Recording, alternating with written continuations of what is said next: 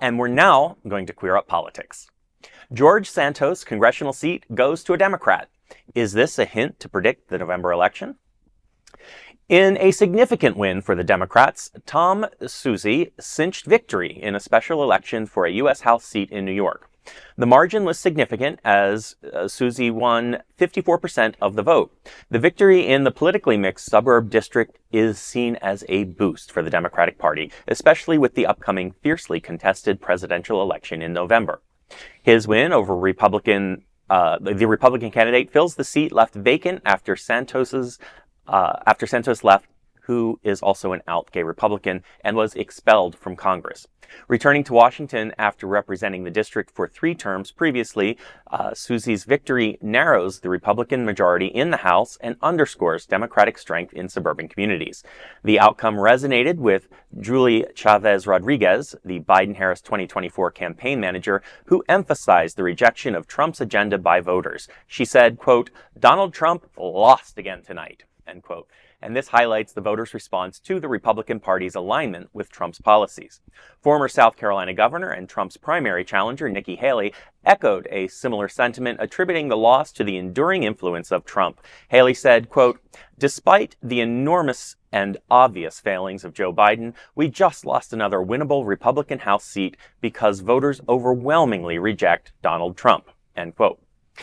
The victory signals a potential shift in the political landscape ahead of the November elections, and is it possible that it might underscore the probable winning of Biden for the second term?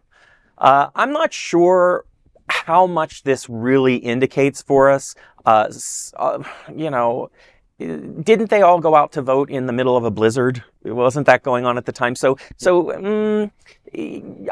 I don't know. I don't know what this is really telling us. People that are willing to brave a blizzard to vote certainly wanted to vote left. Right. Yeah, it's one seat in 435 seats in the House of Representatives. I don't know if I would look at one election and try to read tea leaves off of that. I will say that it does appear that Democrats tend to be outperforming in not only the 2022 midterm election, but also in special elections that have taken place since Biden's election. Does that actually portend anything for 2024? I don't know. I would say that, it's possible pollsters are missing something, but I think what the reality is that this is going to be a close election, and that if you care about it, you need to go out and vote for whatever candidate you are supporting. I will say, though, I am going to miss the constant stories about George Santos's antics was the word I was looking for. But let's keep him out of the news. Yes. I don't need to hear him coming back for any, let's be done with him now. Finally, let's find someone and stop talking about them. Yes. Because we have been famous for continually bringing up the names of people that, like Trump, that have just made our lives worse, and they're in the news every single day. I think that there is something telling about how much Trump is disliked, more so. But I also think that there's a sense from this kind of story that they want us to let our guard down. And I think the worst thing we can do is let our guard down, because we saw what happened when Trump ran against Hillary. Everyone thought Hillary was a shoo-in. Most people feel right now, with all the news that's coming out, with DeSantis no longer being there, with Haley sort of stepping up to the plate and spreading other false narratives, if you will, that, that'll make us complacent, and then maybe our folks won't go out and vote. And it is so important in this next election. And I know we hear this all the time. This election is the most important election of your lifetime.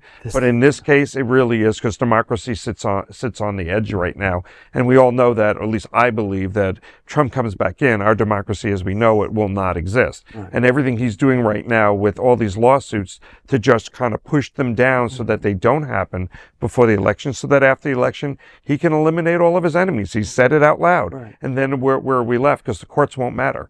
He can assassinate whoever he wants because he believes that he should have complete immunity.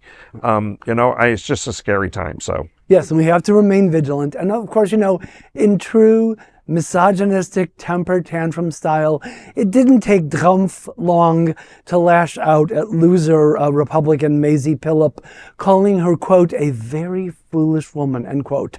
She should clap back, maybe call him a big orange dirty adult diaper baby.